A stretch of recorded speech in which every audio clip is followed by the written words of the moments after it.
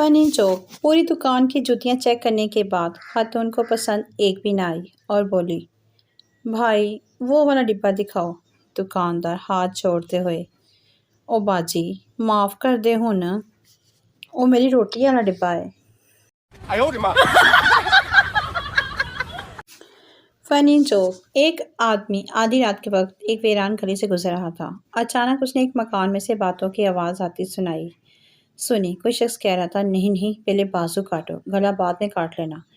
इतना सुनना था कि उस आदमी ने दौड़ लगा दी और सीधा नज़दीकी पुलिस चौकी पहुंच गया और जाकर सारी बात बताई। जब पुलिस उस आदमी के साथ उस मकान में पहुंची तो अंदर दो दर्जी बैठे कपड़े काट रहे थे। Funny joke. उस्ताद, अगर तुम्हारे दाएं हाथ पर मस्तिष्क हो तो बाएं हाथ पर क्या होगा? पप्पू, जनाब एक अंगूठा और 4 उंगलियां। No no no. जो आदमी, सर मेरी बीवी खो गई है। डाकिया, ये पोस्ट ऑफिस है, पुलिस स्टेशन नहीं है।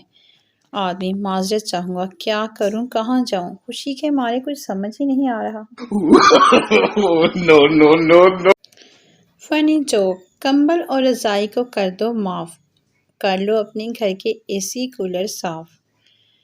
कंबल और रजाई नहीं रात, नहाए बगैर नहीं बनेगी अब बात।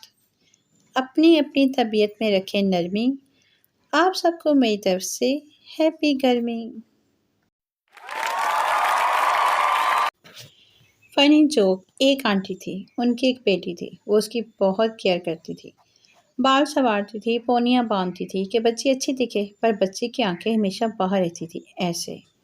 आंटी ने बहुत डॉक्टर्स को दिखाया लेकिन वो सही नहीं हुई। फिर एक पापा को दिखाया तो 1 मिनट में सही हो गई। आंटी बहुत भी खुश भी हुई और हैरान भी। फिर बाबा से पूछा, क्या आपने ऐसा क्या किया कि एकदम सही हो गई? बाबा ने कहा, मैंने बस बच्ची की पोनियाँ ढीली कर दी हैं। No no no no.